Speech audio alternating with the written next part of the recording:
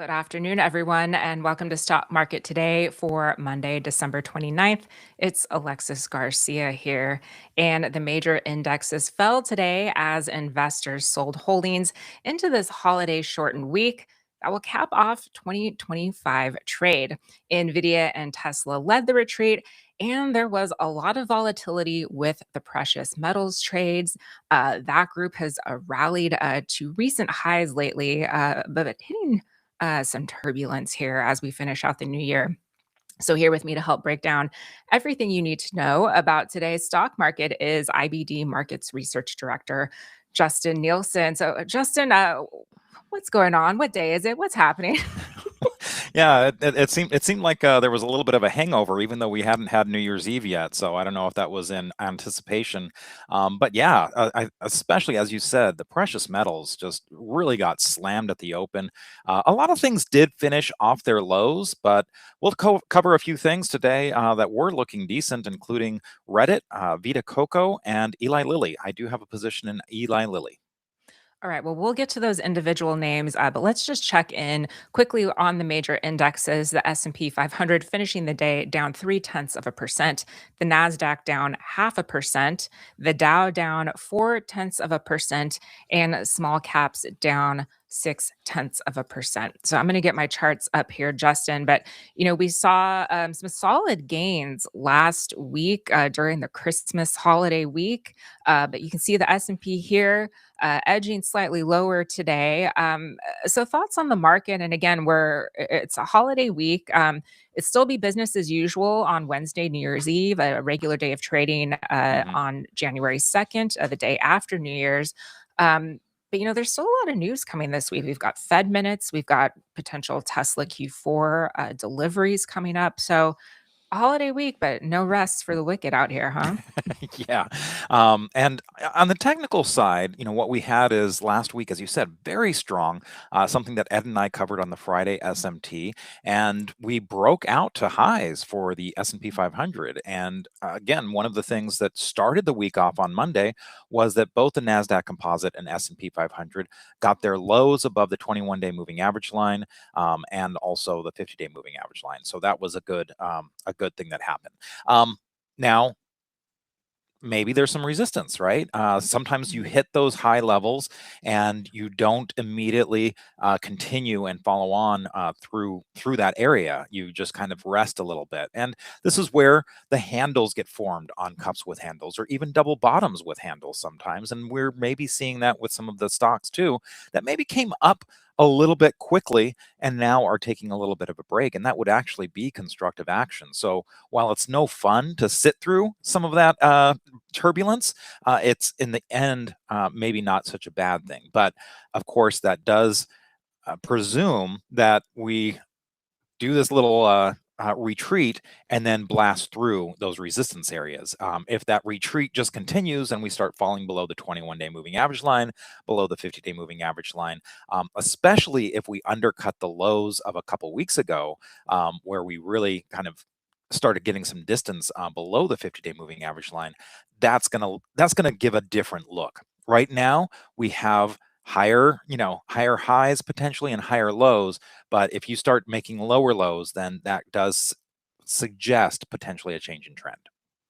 And we're switched over to the Nasdaq here, Justin. And again, down about 0.5% today, but still holding above those key moving averages. Yes. Anything to add here? Well, again, we did come off lows, so the Nasdaq Composite was down about 0.8%. So in terms of the trading range today, it was in the upper half, but a lot of times we do take a look at it in terms of the true range, which means that instead of using today's high, we use the maximum of either today's high or Friday's close. And if you use that closing range, it was more of a 39% closing range using the true range. So again, not a great look, but again, you could take some heartening in that we did close off the lows instead of right at the lows, and it's still pretty small spread here. So that's also um, not as directional. Either way, if it were an up day and it was that tight of a spread, we wouldn't be making too big of a deal of it. It being down today with that tight of a spread, not so much of a big deal. And just let's quickly check in on the Dow, Justin. Again, this one down today. I think Apple, Nike, Nvidia, I think were big components of this move. This one closing in the lower part of its trading range, but again, still holding up fairly well and not so far off these all-time highs. Yeah, and I think that's the big thing right now is it's hard to be too bearish when we're so close to highs. You could just see, one strong day kind of putting us over the edge on breaking out to highs in a lot of cases. But yes, the Dow Jones Industrials did close in the lower part of the range, the lower quartile, really, as opposed to the S&P 500 and Nasdaq Composite. And then if we just kind of finish off with a look at the Russell 2000, that also closed pretty low in its range. That was kind of the worst off, having a 0.6% decline. And, it wasn't down much more than that, but it never really, yeah, it was pretty much close to the lows. It was down about 0.75% at its worst, and closing more like in the 14%, 13% closing range today. And it looks like it's just right at this 21-day line as well. So we'll keep an eye on that level. In terms of market breadth, Justin, let's just quickly look at RSP. Again, this one edging down slightly today, about 0.2%, but still, trading tightly within here. So any thoughts about market participation?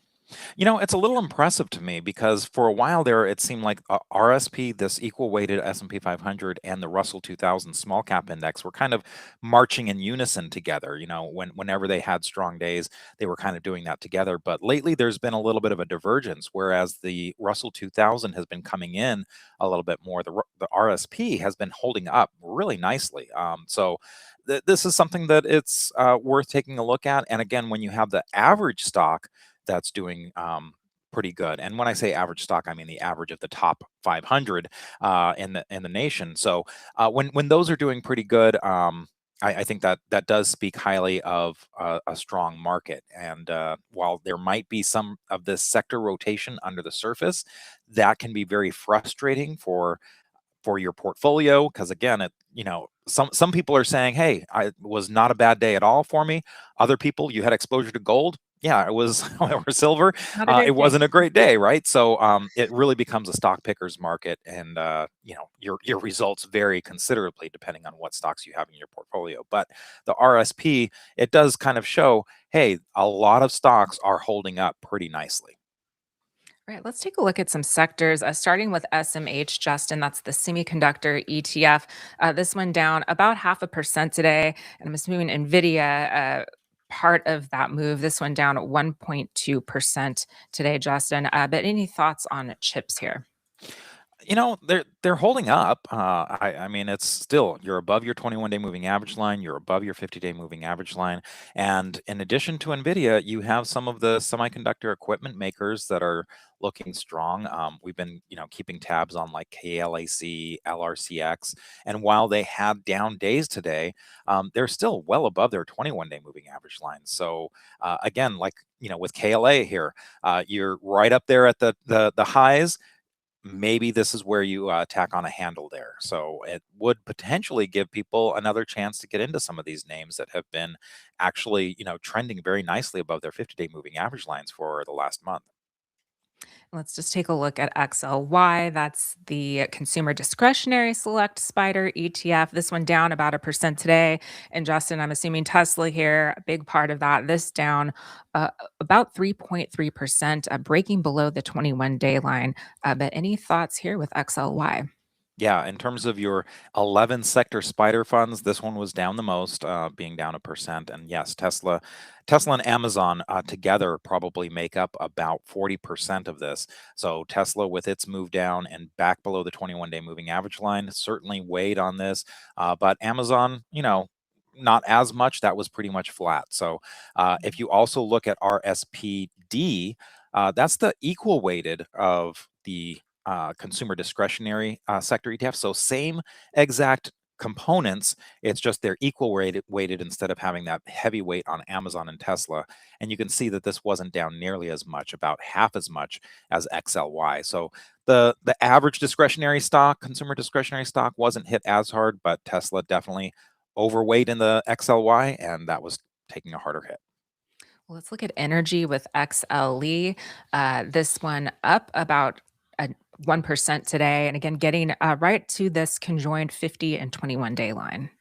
Yeah, so it's been a little bit tough because there's been news kind of throwing things back and forth, and energy, oil and gas, tough anyway to make headway sometimes, unless it starts trending, and we just haven't had that for a while. But if you are going to start somewhere, one of the places to start is when you start crossing that 50-day moving average line, and so that's right about where the energy sector ETF is, and this is another one that's very heavily weighted with Chevron and Exxon both containing about a 40% weight for XLE. Um, so, that's something to just keep in mind. But you can also look at RSPG. That's the equal weighted, and the equal weighted energy sector is right there. It's right at the 50-day moving average line, conjoined 21 and 50-day, as you mentioned, with XLE. So it's in kind of a similar position. But again, if we can get above those lines, that might be the start of something. But we really want to see this trend, and we just haven't seen that yet. All right, let's hop on over to XLV. That's the Healthcare Select Spider ETF. This one down about 0.2% today, Justin. But there are a lot of biotech names out there that were swinging around today. So thoughts here? Yeah, so XBI and XLV both were down, as you mentioned, but look, it's a big area. The biotech area has got 700, 800 names. A lot of them are development stage, but sometimes you get news out there. We were looking at a few on IBD Live today. Good news coming out in terms of some of the clinical trials, approvals, things like that. It's almost like earnings seasons are always around the corner for some of these stocks because news that can really have big effects on their you know uh, are always around the corner. So interesting. Again, this is an area that has continued to hold up strong, and of course, we will take a look at medical stock when we cover some stocks today. Yeah, we'll take a look at Eli Lilly. But first, let's check in on gold because, as we mentioned, a tough day for precious metals. This down 4.4% today. That's the GLD Spider Gold Shares ETF, breaking back below this 403.30 buy point, Justin, and below this round 400 level. Yeah, it was absolutely a tough day, and not just with gold. I mean, if we take a look at SLV, the silver, arguably that was hit even harder. It had been going up a lot more. Mhm. You can kind of see this looked a little climactic here. Now we've been kind of alerting folks to the fact that in the October area where SLV had this very parabolic move and was looking parabolic to 49.25, that was a little bit too soon for it to be a climax. But we did consolidate here, and another move here looking a little bit more climactic. And so it did close off of its lows. It was down a lot more, especially at the open. I mean, I think it was down almost a full 10%. So nice that it closed off the lows, but certainly a lot of damage done today. And another area that was hard hit, platinum. You can look at PLTM, which is the Granite Shares Platinum fund. That was also hit hard, down almost 13%. Not as far off its lows today, and even CPER copper, that metal was getting hit. In a big way, down 4.5%.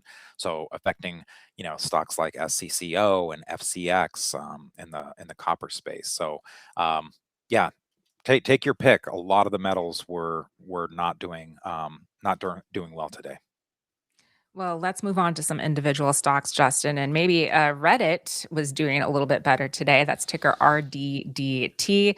This up almost 4%, Justin, looking like it's breaking this downtrend within the handle here and bouncing off that 21-day line. Yeah, so this is a setup that we've been keeping our eye on.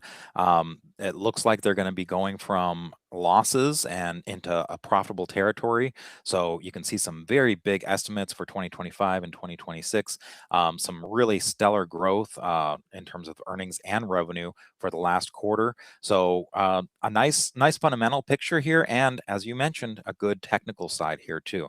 Handle formed here, and whereas a lot of things were getting hit hard today, this was breaking the downtrend of a handle. So I would argue potentially an early entry. Now, the one caveat and warning sign I would have here is that there are a lot of these days where you have been seeing kind of these downside reversals. We saw that to start this handle.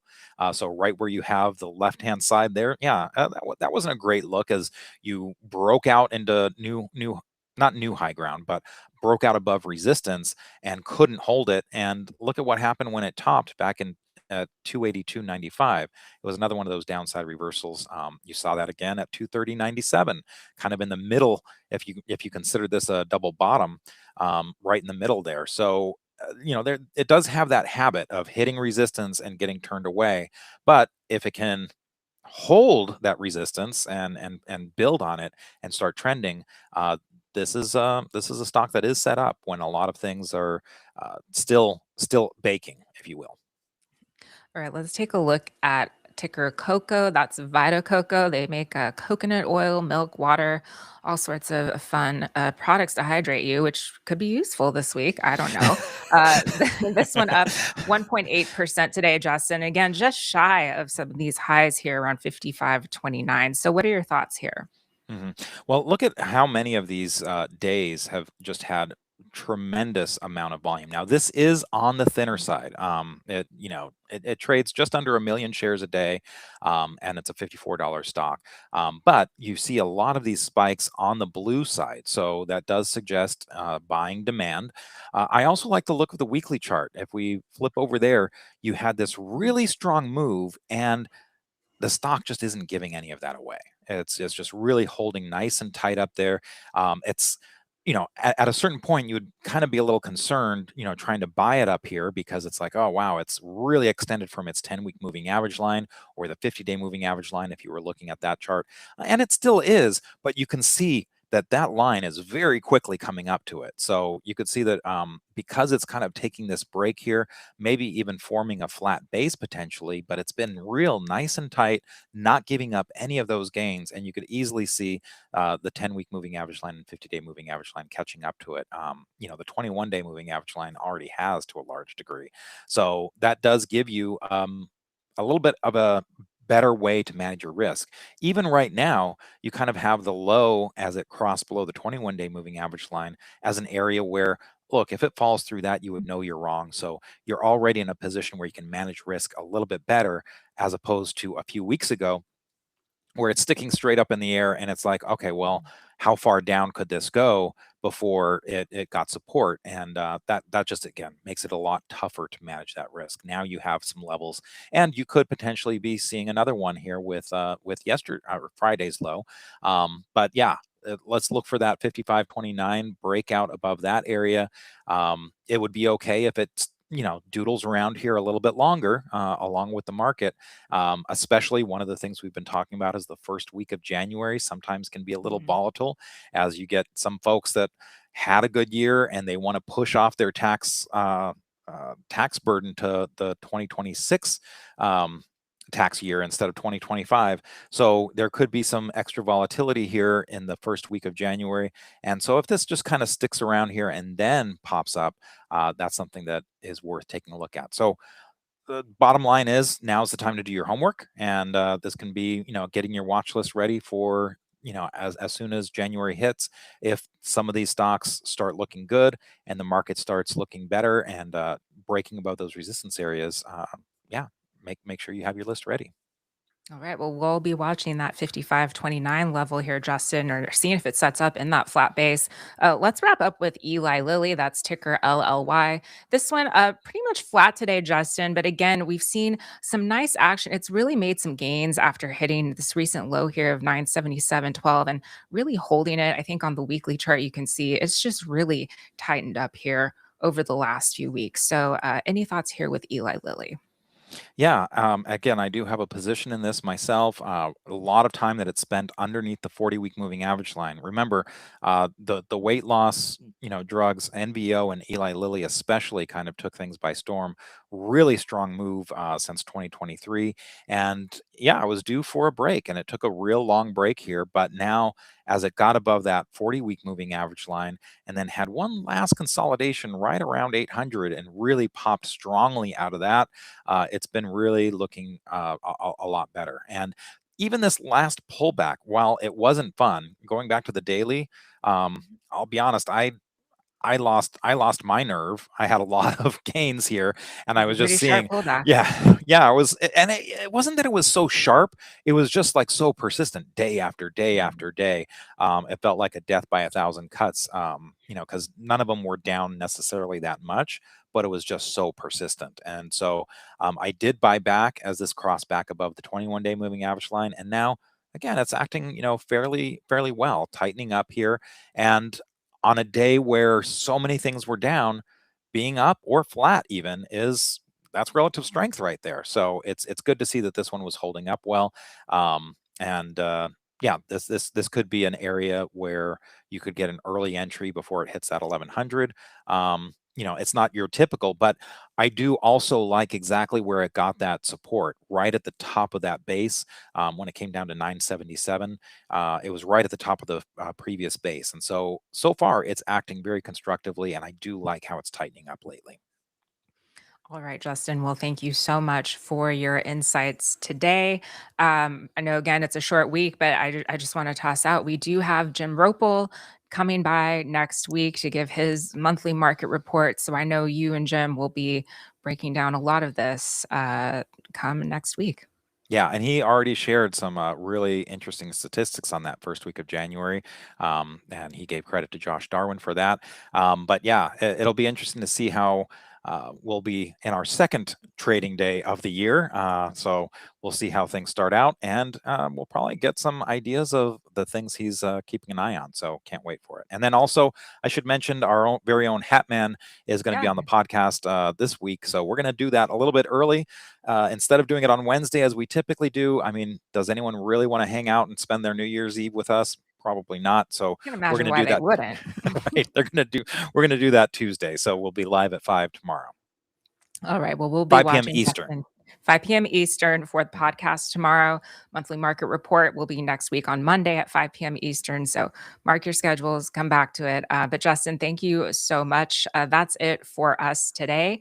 We'll be back with more market analysis tomorrow morning, starting with IBD Live. You can get all the details over at investors.com/IBD Live. And we'll see you all right back here tomorrow after the close.